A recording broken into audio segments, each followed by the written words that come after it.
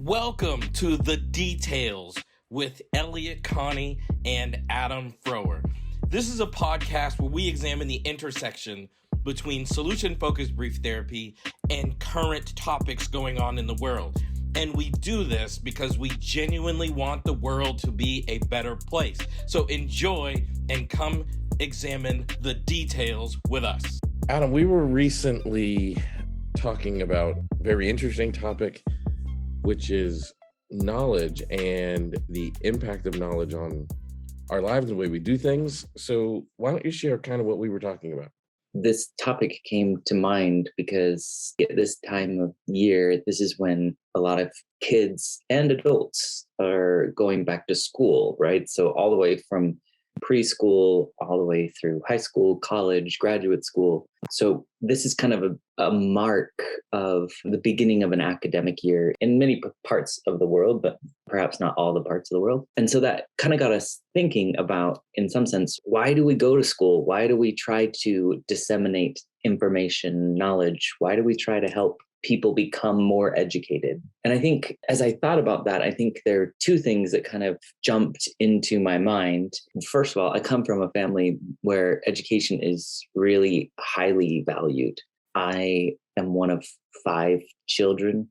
4 out of the 5 of us have been to some sort of postgraduate training. My parents both have been to postgraduate training. And so for me, I think knowledge and learning and education was something that for a lot of my life, I just took for granted. I took for granted that the opportunity that I had, I took for granted the opportunities that would open for me. And I just kind of assumed that my experience was the very common experience. And I think that that's one of the hallmarks that we've talked about in other podcasts around privilege, is that with privilege, you kind of just assume that your experience is the same as everyone else's experience, even though they're not. And I think that realization in some senses that my experience was different and perhaps I had a really fortunate experience. I think that is one of the testaments of the importance of knowledge. I think knowledge is something that we have, it's something that we know, but I think it's so closely paired with understanding, or it's only kind of harnessed or maximized when knowledge is paired with understanding.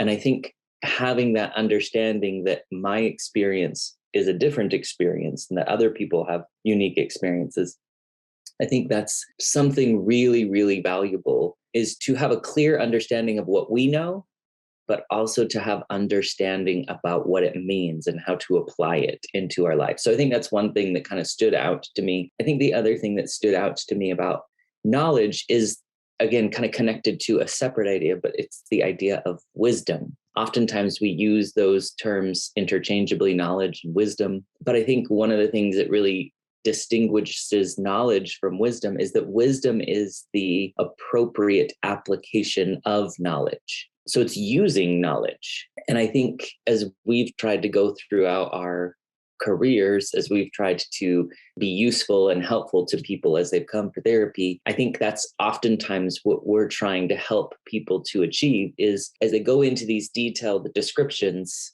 they're kind of articulating knowledge, and hopefully that transitions into wisdom in some sense, is that they apply that knowledge in the best or most meaningful way for them. And so I think those are 3 kind of concepts that swirl around one another that I think are important. You know, when I think about knowledge, I think about, well, number one, it's funny. School was always a challenge for me, not my ability to get good grades and do the work and that sort of thing, but like the environment of school, and kind of like what you were talking about, is not everyone gets the same opportunities and not everybody gets the same access through school.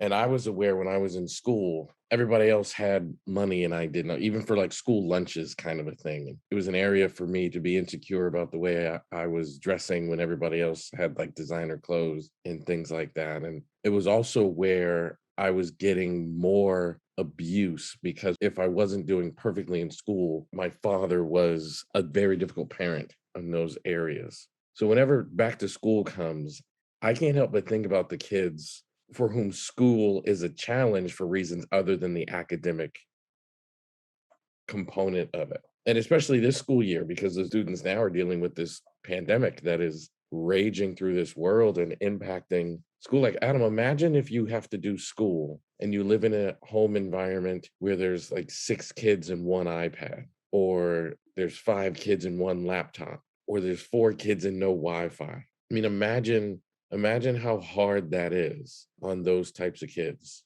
And I can't help but think about those kids. So that's number one. That's what I think about when we come to the back to school, because I was never the kid that was excited to go back to school ever, because it always was kind of like Pandora's box of pain. The other thing I think about on the topic of knowledge is knowledge does not equal skill. Now, we went and saw a live show the other day, kind of like a Broadway type production here in Atlanta, where we're recording this.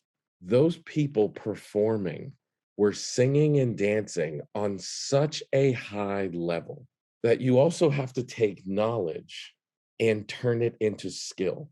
And I couldn't help it. Like, while I was watching the people performing, I was thinking, how do you get that good at something? I mean, they were absolutely extraordinary. And I was thinking, how do you get that extraordinary at a thing? And I was looking at the main character and I was thinking, I wonder what he studied in college. I wonder if he went to college. You know, you can go to college and you can study drama, which I assume if someone like that went to college, they probably studied something like drama. And you're going to study like the history of drama, and you're going to study the people who created how to write a script and how to memorize a script and how to do these things. But in order to get that good at a thing, you have to figure out how to turn knowledge into skill. And the best way to do that is some level of deliberate practice repetitively. And I was watching this production thinking, how many times has this person been on a stage and sung a song? And I was thinking, as I was watching this, Broadway type production, and I was thinking, we're getting to see the final product, but I wonder how many rehearsals this group did to get this precise and this talented and this high level.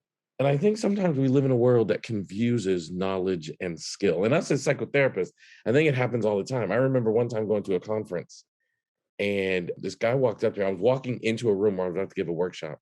This man walks up to me. He's older than me, probably 20 years older than me. At the time, I was probably about 30. And this guy's probably about 45, 50-ish. And he comes up to me and he says, "Are you giving a workshop on solution-focused therapy?" And I said, "Yes."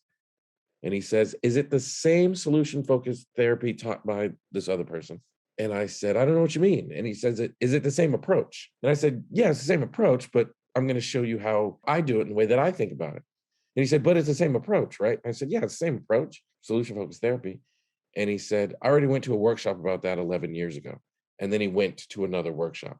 And I remember at the time thinking, this man is confusing knowledge with skill, because we sometimes think, I have taken the class, so thus I know the information. But we don't realize that we have to take the information and, as you said, apply it accurately, which you refer to as wisdom.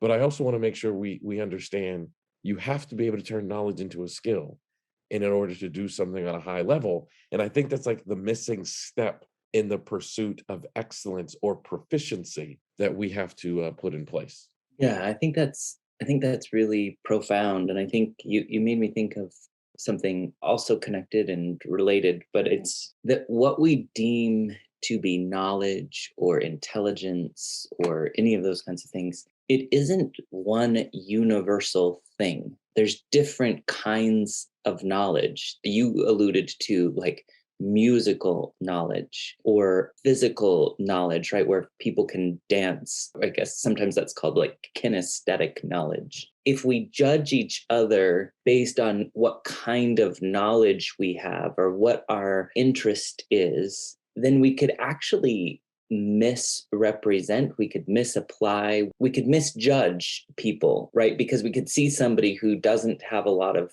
knowledge or, like what you mentioned, skill in a particular area, and we could say they're deficient in some way, where in actuality, maybe they're the kind of person who has like really amazing spatial knowledge or abilities, or really clear interpersonal, like sometimes we call that emotional intelligence. And I think sometimes we, in essence, hold everyone to the same standard. And we say, if you can't make it over this bar in this category, you're deficient or insufficient in some way. And I think one of the things that we've talked about, again, kind of in other podcasts, is the real value of difference. You and I are so different in so many ways. We have different skills. We have dedicated our time to becoming proficient in different things. You kind of joke regularly about how you're the clinician and I'm the researcher. And if I was held to the same standard as you in one area and you were held to the same standard as me in a different area,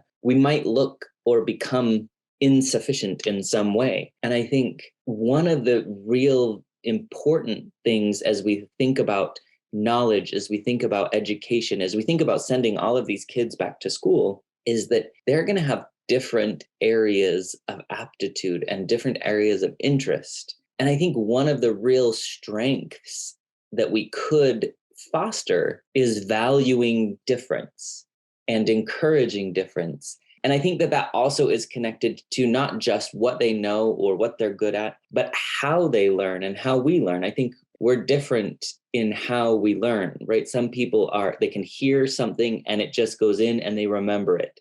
Other people, they look at it one time and they can kind of recreate what they visually see. There's some people who just learn by doing. I could tell you all day what something is, but until you actually try it on, until you try to do something, it's going to be really hard for that to sink in. And so I think, again, even the way that we obtain knowledge is really different from one person to the other. We do each other a huge disservice when we try to make everyone know or learn in the same way. When we learn to appreciate difference and not just appreciate, but value difference, that's when we really maximize knowledge. That's when we really maximize skill. That's when we really maximize wisdom, is when we let people learn and apply knowledge in a way that makes the most sense for them. So that was one thing. And the other thing that you kind of alluded to that I think is really important is this idea around like deliberate practice. And just because we know something doesn't mean it's going to translate into we can do it well. We have to work. Just because we understand the nuts and bolts of it doesn't mean that we're not going to have to work in order to apply it. And I think one of the things that is really undervalued when it comes to knowledge and learning is that it's not always deliberate practice with that thing that makes us better. Sometimes it's something that is seemingly so unrelated, where we have a new insight or a new understanding, and we then understand, oh, that can apply over here. And this is going to be a really nerdy example, but as I have tried to become really good at doing research, one of the things that has helped me to be able to do that is to read books that are completely unrelated to research. But as I do that, I get exposed to amazing literary styles. I get exposed to completely different ways of thinking. I get exposed to different ways of putting words together. And it helps me to think, really, research is just like writing a novel in some ways. It's about creating a picture. It's about making the information come alive. It's about making that knowledge applicable to the consumer. And we've talked about this before. There's lots of researchers out there who are brilliant researchers, but their research becomes almost meaningless because the lay person can't consume it and understand it. I think it's so valuable for us to get exposure and an experience in different arenas so that we can learn how to make our specific craft even better or more transferable to something else. Whenever I think about this, Adam, I think about the dynamic that you and I have at work, because you're right, we have completely different skill sets. But because of that, we've been able to go much further in our careers than either one of us could have independently. So in a way, your skill set have propelled me and my skill set has propelled you. And I always think about this quote from Albert Einstein. And I think as we start wrapping up this podcast, I think I want to just leave with this thought, and that is everybody is a genius, but if you judge a fish by its ability to climb a tree, it will live its whole life believing it is stupid. And when you just mentioned about having different talents and different abilities as individuals, I've made no secret about I'm dyslexic, and I grew up my entire life thinking I was stupid because I had to read slowly and I didn't enjoy reading out loud, and I would make really silly grammar errors when I write. And I thought that was a marker on my intelligence. But it turns out my intelligence shows up in other areas and in other ways. So while I can't read as fast as some people, there are other people who can't do some of the things that I can do really, really well. And I think as a society, we have to do a better job of pointing out people's genius. And I think it starts with accepting the reality that everyone is a genius. It's just our job to find what area in which they are genius and value it. And I think once we do that, then the kids who are going back to school are going to have a transformative experience, and it's going to do a lot to enrich their life. Yeah, no, I agree with that. When we treat people as though they are capable of genius knowledge, genius performance, they start to see it in themselves, and then they begin to show us what they're really capable of.